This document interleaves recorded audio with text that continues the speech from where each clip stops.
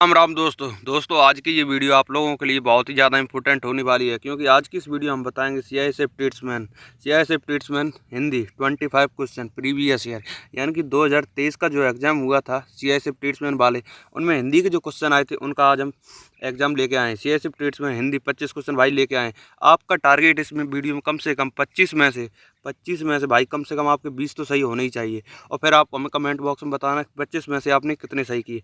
25 में से सभी लोगों के कम से कम भाई बता रहा हूँ, कम से कम भाई 20 तो होने ही चाहिए मिनिमम सबके। और जो अच्छा लड़का होगा उसके तो भाई 25 में से 25 ही सही होंगे ज़्यादातर। तो आप लोग एक बार कमेंट में हमें ज़रूर बताना कि आपको वीडियो कैसी लगी और आपके सही कितने गए। 20 तो सही होने चाहिए। तो चलिए करते हैं वीडियो चालू, आपको ज़्यादा टाइम वेस्ट नहीं करते हैं। ये क्वेश्चन नंबर 1, आरोही का विलोम क्या होगा? आरोही का विलोम क्या होगा? ऊंचा, अवरोही, नीचे या छोटा? आरोही का विलोम शब्द होगा अवरोही। ऑप्शन बी बिल्कुल सही जवाब होगा। अब क्वेश्चन नंबर 2, चिड़ियाघर। चिड़ियाघर शब्द में कौन सा समास होगा? चिड़ियाघर में कौन सा समास होगा? द्वंद्व समास, बहुब्रीहि समास, तत्पुरुष समास या कर्मधारय समास? ऑप्शन सी भाई बिल्कुल सही होगा, तत्पुरुष समास। अब क्वेश्चन नंबर 3, सुंदर का पर्यायवाची क्या होगा? सुंदर का पर्यायवाची क्या है? कुरूप, मनोहर, कठोर या कोमल? सुंदर का पर्यायवाची मनोहर होगा। ऑप्शन बी बिल्कुल सही। अब क्वेश्चन नंबर 4, जिसे पढ़ा ना जा सके। जिसे पढ़ा ना जा सके एक शब्द है, अपठित, पठनीय, अपाठ या पाठक? जिसे पढ़ा ना जा सके, ऑप्शन सी अपाठ बिल्कुल सही होगा।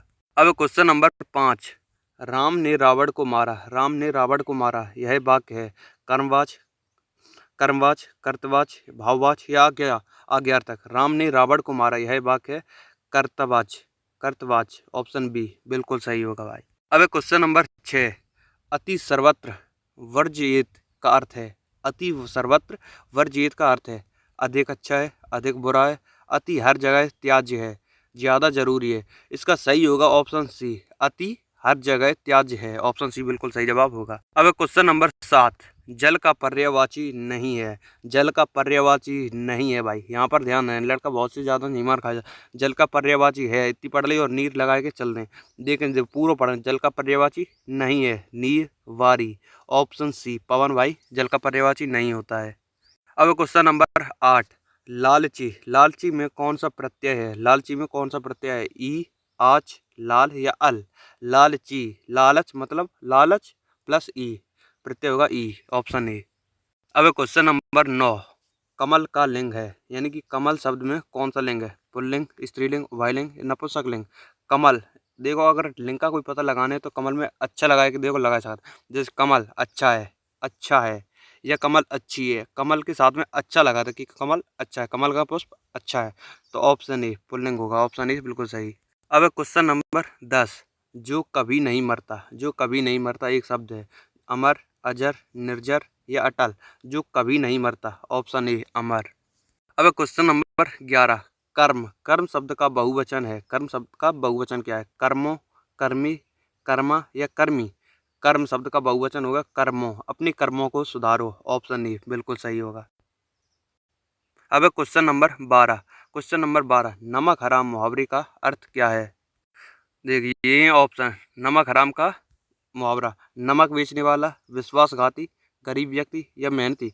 ऑप्शन बी, नमक हराम का मतलब होगा विश्वासघाती। अब क्वेश्चन नंबर 13, सूर्य का पर्यायवाची क्या है? सूर्य का पर्यायवाची निशा, दिनकर, रजनी या तम? सूर्य का पर्यायवाची दिनकर होगा, दिवा दिनकर। Option B. क्वेश्चन नंबर 14, अंधकार का विलोम होगा। अंधकार का विलोम क्या है? उजाला, छाया या शाम? अंधकार का विलोम होगा उजाला। Option A.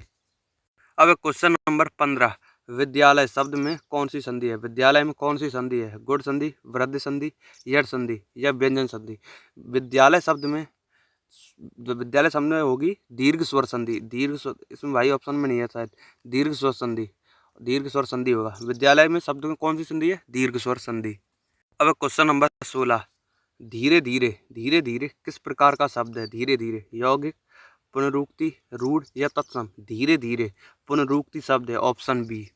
अब क्वेश्चन नंबर 17, जो दूसरों का भला करे एक शब्द है। जो दूसरों का भला करे एक शब्द है, परोपकारी, स्वार्थी, दानी या सज्जन?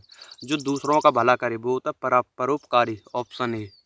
अब क्वेश्चन नंबर 18, कठिन का विलोम। कठिन का विलोम क्या है? कठिन का विलोम सरल, भारी, मजबूत या कोमल। कठिन का विलोम होगा सरल, ऑप्शन ए। अब क्वेश्चन नंबर 19, फल खाया गया। फल खाया गया है यह वाक्य है कर्तवाच, कर्मवाच, भाववाच या विधिलिंग वाक्य। इसमें होगा फल खाया गया कर्मवाच, ऑप्शन बी बिल्कुल सही जवाब होगा। फल खाया गया कर्मवाच यानी कि पूरा कर्म हुआ। अगर ये होता राम ने फल खाया तो होता कर्तवाच, इसलिए फल खाया यह वाक्य कर्मवाच, ऑप्शन बी बिल्कुल सही होगा। अब क्वेश्चन नंबर 20, राजा शब्द का स्त्रीलिंग है। राजा का स्त्रीलिंग क्या होगा? रानी, राजी, राजकुमारी या रागी। राजा का स्त्रीलिंग होगा रानी, ऑप्शन ए। अब क्वेश्चन नंबर 21, पुस्तकालय में कौन सा प्रत्यय है? पुस्तकालय में कौन सा प्रत्यय होगा? आलय, ता, एक या ई है। पुस्तकालय में आलय प्रत्यय होगा, पुस्तक प्लस आलय, तो ऑप्शन ए। अब क्वेश्चन नंबर 22, घर का भेदी लंका ढाए। घर का भेदी लंका ढाए का अर्थ है घर बनाने वाला अपना व्यक्ति ही नुकसान करे, दुश्मन हमला करे या मित्र मदद करे।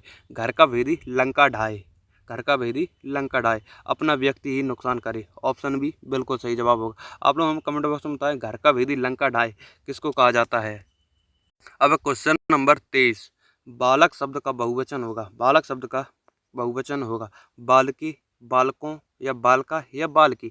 बालक शब्द का बहुवचन, जैसे कोई खेल रहा है बालक तो तुम कहोगे बालक को बुलाओ अगर सिर्फ एक है। अगर बहुत सारे लड़के हैं तो उनको क्या कहो? बालकों को बुलाओ, बालकों, ऑप्शन बी। ऑप्शन बी बिल्कुल सही जवाब होगा, बालकों। क्वेश्चन नंबर 24, निशा का विलोम होगा। निशा का विलोम होगा संध्या, प्रभात, रात, अंधेरा। निशा का विलोम होगा संध्या, रात, अंधेरा, ये तो तीनों सेम है, लेकिन निशा का विलोम होगा प्रभात, ऑप्शन बी बिल्कुल सही जवाब।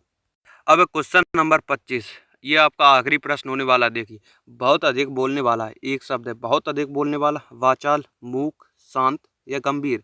वाचाल बहुत अधिक बोलने वाला होता है, वाचाल बहुत अधिक बोलने वाला। शांत मतलब जो कुछ नहीं बोलता, बिल्कुल शांत है, वो होता शांत। बहुत अधिक बोलने वाला वाचाल। तो अब आपके CISF टेस्ट में वाले 25वां क्वेश्चन हो चुके हैं। तो आप लोग हमें कमेंट बॉक्स में बताइए कि 25 में से आपके कितने सही हुए। मिनिमम सभी लोगों के 20 तो सही होने ही चाहिए, और जो ज़्यादा अच्छा बच्चा होगा उसमें कम से कम 20 में से 25 में से कब 25 ही सही होंगे। तो आप लोग हमें कमेंट बॉक्स में बताइए कि आपके 25 में से कितने सही हुए, और दूसरी वीडियो किस टॉपिक पर बनाएं बताइए कमेंट बॉक्स में। मिलते हैं दूसरी वीडियो में, तब तक के लिए बाय बाय, जय हिंद, जय भारत।